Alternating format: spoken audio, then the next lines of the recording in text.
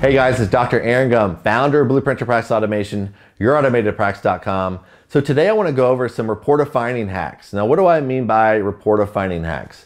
So we have to have a structure to our report of findings. We just can't go in there and wing it and just have conversations and sign people up or get them started into care. Some of us can because we have a very natural innate ability to have conversations and kind of lead them down the path. But if we have a structure that we follow, we have a predictable result, and we can actually train employees how to do it. We can train staff members, and we know that if we follow this process, the end result's going to be higher than most. That's predictable. Okay, so in the report of findings, we want to accomplish a couple things. First of all, we want to recap the consultation that you did. Now, if you haven't watched the consultation video that we created in this series, go back and watch it. If you haven't watched the first and second video as well, make sure you watch those as well. All these kind of build upon each other. Okay, now we're not going into deep training like we do with Blueprint to Practice Automation. I'm giving you some very high surface concepts to kind of implement into your process that you can help your end result as well. So we want to recap that consultation. By recapping that, what I mean by that is you want to list everything out. So when a patient hears things like, Mary, you have neuropathy, you're taking medications, you can't sleep at night, that's affecting your next day, you're telling me that it's affecting your work, your boss is frustrated, you feel like this is jeopardizing your job and your career, which is affecting your relationship with your husband and wife, you can't go to the gym because of your balance issues. So whatever those things you've talked about, you want to list everything out, because what happens is naturally these patients minimize their problem. So they're minimizing it. So you want to bring everything up to the surface so they have to face their problem, how it's really affecting their life. So that conversation's a little emotional. It needs to be because they need to really face what's really going on with them in their life and their condition. So once you recap that consultation, and you feel like you're on the same page, because sometimes that spouse wasn't in that consultation, you know, get them up to speed. So that's another reason why you need to recap it as well. So both of them hear it at the same time. And then maybe pull that the spouse in and say, hey, Gary, you know, I know you weren't here with Mary the first visit. Do you have any questions about that before we get started? And make sure he's comfortable with the situation as well, or he or she, whatever it is, a spouse. To make sure you're both they're on the same page moving forward, and they understand that the problem is bigger, that it is affecting their life, so you can move forward. So when you get that accomplished, before you even get to the program of care and recommendations, you want to have some questions structured in that report of findings to handle objections. Okay, so they're very strategic questions to get any objections brought to the surface, so you can handle those before you get to the cost and the program, the time frame you need to see them. So questions that I've used in the past, and we teach some of our clients, is first of all, you want to ask, Mary, I know this sounds silly, but how committed are you from a 0 to a 10? And in the consultation, I gathered that you were a 9 or a 10. Where do you feel like you're at? Okay, so if it's anything from a 9 or a 10, you want to make sure that you ask them, why aren't you a 10? Okay, for a 6, you need to ask Mary, okay, well, that really isn't matching up and being congruent with what we talked about in the consultation. Kind of tell me why you're not at a 10. Because then it gives you an opportunity to really talk about those objections and really handle those objections in the beginning. And if they want to say, well, I just want to know the cost. Well, I got to make sure that you're a good fit for this practice and we're on the same page before you even get to that point.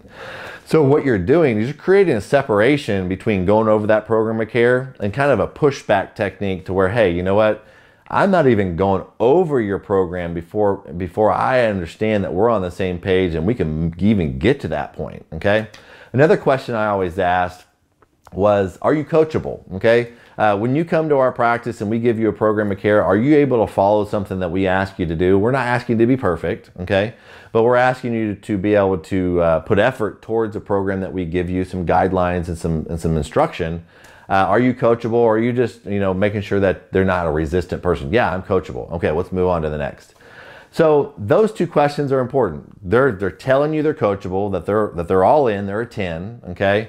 And then the next thing that I always do is I always kind of outline the different types of patients we see in our clinic and the types that we accept into the practice and the ones we don't, okay?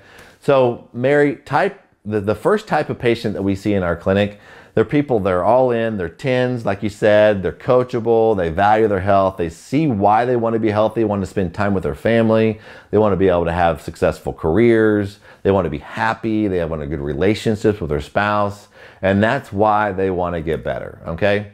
Now, the second type of patient we see in our clinic is almost identical, but these types of patients may fall off the wagon a little bit, or they may fail, they may have some doubt, but they're willing to come to us because that's what our team's here for in the clinic, to talk about what those failures are, and they want some more guidance to get back on track. And that's okay, because we know that you're not going to be perfect. And those are the two types that we accept into care, okay? Now, we have a third type of patient that we see come in our clinic that we just don't see very successful when we let them in the program, okay?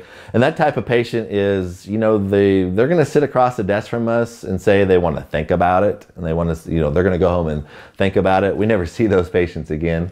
So that's a telltale sign that they're just really not committed. They just don't see the value in spending healthy time with their family and being vibrant in their life, working well in their careers, having energy, sleeping well. They just don't see the value in all that because they're just, maybe sometimes they're the type of patients that just want to mask the problem. They don't want to really address the root cause and really get to a resolution for their problem and a solution. That's okay, because we all have a choice in life. But, you know, those types of patients, we just don't want to see in our practice because we just never see it turn out. The times we let them into our program, they just never works out. So where do you feel like you're at? So did you see what I just did? All I did was I created a system because they're going to have to pick what type of patient they feel they are. Now, type 1 and 2, that's fine because that's what we accept. Type 3 are the things all the objections that you're ever going to hear, okay? All the reasons that you're ever going to hear that they don't want to do care.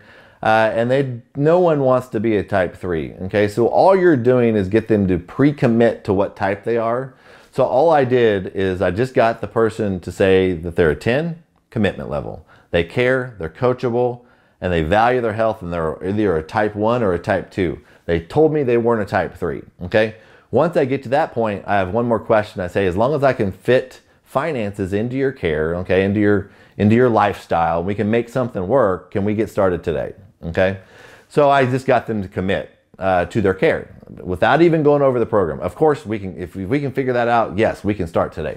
So all I want to do now is I got all the objections out of the way, and now I go over the program of care, which is a very specific way you need to be doing that. But we'll keep that for a later date. But those are types of questions that you need to tee up your report of findings. So when you get to that report of findings and the program of care and recommendations, you've handled every single objection. Now, these are very surface. We have a lot more in-depth training with Blueprint and really how to make these things come alive even more. But these are things to start thinking about in your process. And, you know, or do you have a system? Do you have a process? Do you follow it?